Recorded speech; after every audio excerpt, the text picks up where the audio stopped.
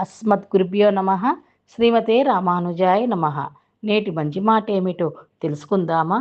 అన్నీ కర్మ ప్రకారం జరిగితే ఇక మనకు పాపపుణ్యాల పేరుతో కష్టసుఖాలు ఎందుకు? అన్నీ కర్మను అనుసరించి మనకి లభిస్తున్నప్పుడు కొత్తగా ప్రయత్నించడం ఎందుకు అనే ప్రశ్న కూడా ఉత్పన్నమవుతుంది. అదీ కాక చాలామంది కర్మ సిద్ధాంతాన్ని అదృష్టమే ప్రధానమని భావిస్తారు. కర్మ సిద్ధాంతం దీనికి పూర్తిగా విరుద్ధం. ఒక పని చెయ్యాలా వద్దా అనే స్వతంత్రత జీవునికి ఉంటుంది. కానీ దాని కర్మఫలం మీద అతనికి అధికారం ఉండదు. శ్రీకృష్ణ పరమాత్మ గీతలో చెప్పింది కూడా ఇదే.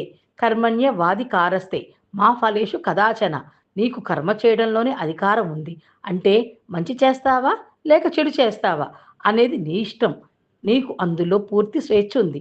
కానీ నీవు చేసిన కర్మకు నీకు నచ్చిన ఫలం పొందే అధికారం లేదు. అంటే చెడు చేసి దానికి సత్ఫలితాన్ని పొందే అవకాశం నీకు లేదు. కనుక నీవే నిర్ణయించుకోవాలి. ఉదాహరణకు నా నోటికొచ్చింది నేను తిడతాను, మాట్లాడతాను. అరిషడ్వర్గాలకు లోనై నిందలు వేస్తాను, అవమానించి కిందకు లాగుతాను. ఇదంతా నా కర్మలో ఉంది కనుక నేను చేస్తున్నానని అంటావా? అలా సమర్థించుకోలేవు. అలా సమాధానం పరుచుకున్న శాస్త్రం ఒప్పుకోదు.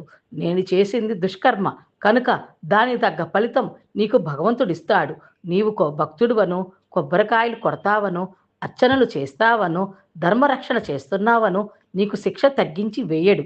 నీవు చేసిన దానికి నువ్వు అనుభవించవలసిందే. ఇక్కడ భగవంతుడు నిష్పక్షపాతంగా వ్యవహరిస్తాడు. జీవుడు ఒక పని చెయ్యాలంటే అతడి మీద అతని పూర్వపు ఆలోచనలు, వాసనలు, సంస్కారాలు ప్రభావం చూపిస్తాయి. వాటి గురించి మనం ముందే చెప్పుకున్నాము.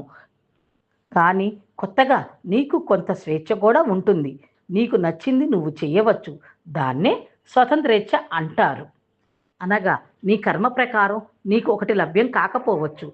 కానీ నీ స్వతంత్రేచ్ఛతో, దృఢ సంకల్పంతో నీవు ప్రయత్నం చేస్తే నీకు అది లభ్యం కావచ్చు.